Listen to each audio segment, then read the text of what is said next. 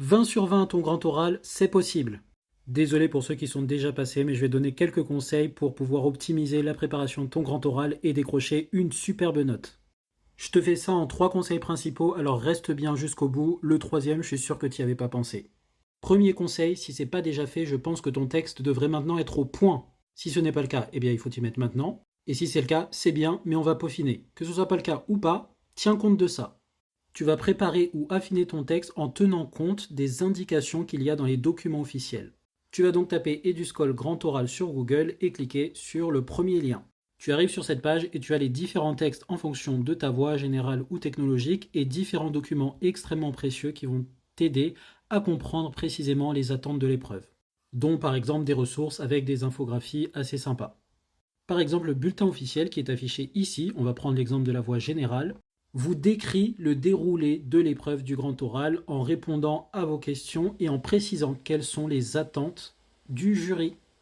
Donc ce document est accessible en ligne. Le jury va vous évaluer sur ces points. Notez que c'est avant tout quelque chose qui a pour but de mettre en valeur votre art oratoire. C'est la manière dont vous allez présenter votre exposé qui va compter pour la plus grosse partie. Donc assurez-vous de parler clairement, distinctement, d'être détendu, de ne pas laisser de trop grands blancs, de bien gérer dans la préparation les connaissances, on va revenir sur ça, et de bien interagir. Je vous mets tous les liens en description.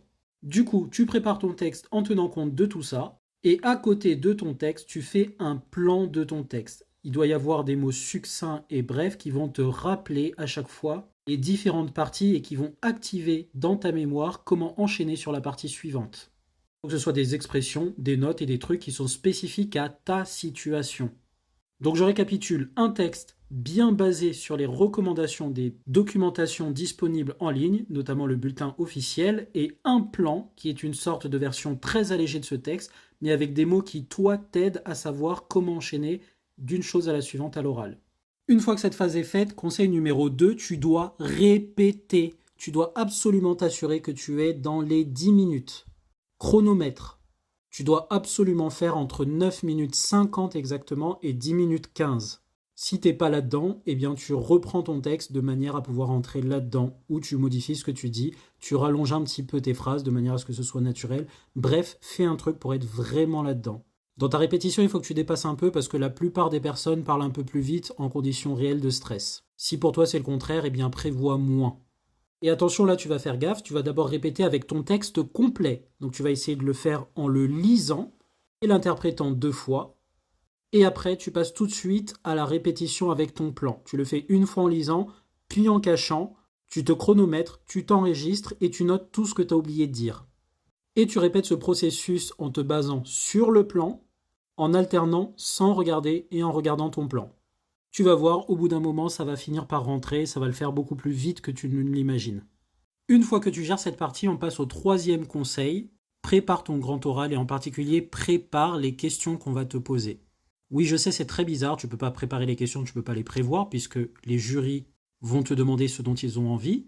Et si tu regardes par exemple ce document qui est aussi sur la page que je t'ai indiqué, tu auras déjà plein de précisions sur le déroulé de l'épreuve, notamment des réponses à plein de questions fréquentes. J'en ai vu pas mal dans les commentaires de mes vidéos, donc n'hésitez pas à consulter ce document, je suis sûr qu'il y a la réponse à vos questions. Et donc avec l'étape précédente, vous avez normalement appris par cœur votre plan. Et comme l'indique cette question, est-ce que vous pouvez bénéficier de documents? Non, vous ne pouvez pas bénéficier de documents, mais comme vous avez appris votre plan, vous allez le restituer pendant vos 20 minutes de préparation. C'est le moment s'il y a des schémas ou des choses que vous voulez montrer au jury. Et enfin, la partie diabolique. Essayez d'anticiper les questions qu'on va vous poser et orientez vos explications ou des petites ouvertures dans votre discours en fonction de ça. Je m'explique. Les questions vont porter sur des détails techniques des sujets que vous faites, mais aussi sur d'autres choses. Pourquoi vous avez choisi, comment vous avez fait vos recherches, la fiabilité de vos sources, peut-être la cohérence avec votre projet, ce que vous aimez, etc. Donc vous allez essayer d'anticiper ces questions-là et de préparer les réponses à des questions qui sont connexes à ce genre d'interrogation que je viens de faire. Si vous n'avez pas d'idée de questions, vous allez sur ChatGPT et vous faites un beau prompt en décrivant très exactement la situation. J'ai une épreuve orale et des jurys sont susceptibles de me poser des questions sur cet exposé. Vous mettez votre texte écrit et vous lui demandez de générer 3 questions sur un point qui n'est pas clair ou sur un point qui mériterait des précisions ou qui serait susceptible de tomber. Et vous le faites pour les autres choses que j'ai mentionnées, sur la fiabilité des sources, sur la cohérence avec votre projet et vos objectifs, et vous bûchez à fond les réponses à ces questions. Et dans votre texte, vous glissez 2, 3, 4 ouvertures en rapport avec ces questions. Petite précision d'ailleurs, si votre temps oral quand vous êtes entraîné dépasse, enlevez des choses et gardez-les dans ces futures questions que vous préparez. Vous pouvez dire explicitement ou sous-entendre qu'il y a quelques détails qui est derrière ça que vous n'allez pas développer là, pour rester dans la trame du sujet et répondre à la question principale. Quand on vous posera la question à l'oral, si ça tombe sur ça ou quelque chose de proche, vous serez beaucoup mieux préparé, puisque vous aurez préparé déjà les questions qu'on est susceptible de vous poser. Prenez votre temps pour répondre, exposez les choses clairement. Si vous avez réussi à orienter ne serait-ce qu'une ou deux questions sur quelque chose que vous avez préparé, c'est gagné en fait. C'est gagné, vous êtes des BG, comme elle. Parce qu'il vous suffit d'expliquer posément et calmement en essayant d'épuiser un maximum de temps sans le faire de manière abusée, bien sûr, on s'est compris. Et ce temps que vous prenez à bien expliquer, poser les choses le plus clairement possible, c'est du temps en moins à avoir des questions difficiles.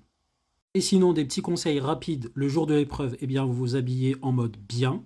Et fais pas genre, ouais, gna gna, c'est relatif, on fait ce qu'on veut, on est libre, c'est mon corps. Ouais, poto, je dis pas le contraire, mais là, t'es évalué, tu vas être jugé. Donc si tu veux ta bonne note, tu fais avec, ok? Par exemple, ici, madame est classe, alors prends exemple. Et fais pas genre, tu sais très bien c'est quoi un effort vestimentaire. Et conditionnez-vous aux répétitions et à ce moment de l'oral en imaginant que vous êtes en train d'expliquer à un ami qui veut comprendre votre truc. Vous expliquez les choses à un enfant de 5 ans qui est curieux, à votre petit frère de 10 ans qui veut en savoir plus, ou à un camarade de classe à qui vous faites découvrir vos recherches. Même si le jury paraît hostile et que vous avez entendu des rumeurs, ne vous y fiez pas. Les choses peuvent complètement changer dans la salle et votre attitude y est pour beaucoup. Les basiques, la politesse, forcez-vous à sourire. Si besoin même, écrivez-le dans votre plan entre parenthèses. Le plan que vous aurez écrit pendant les 30 minutes de préparation, bien entendu. Essayez de faire des gestes, imaginez que vous êtes en train de parler de quelque chose qui vous passionne, qui vous touche profondément. Exprimez-vous naturellement, comme si vous partagiez quelque chose que vous trouvez beau avec des personnes intéressées et intéressantes. Je répète, même si le jury n'est pas comme ça, en partant de ce principe, ça sera beaucoup plus facile pour vous de performer oratoirement et de donner une très bonne impression au jury. Les 2006 qui sont déjà passés, lâchez vos meilleurs conseils en commentaire et racontez-nous comment se sont passés vos oraux. Force à tous, je crois en vous, vous allez y arriver. La bise!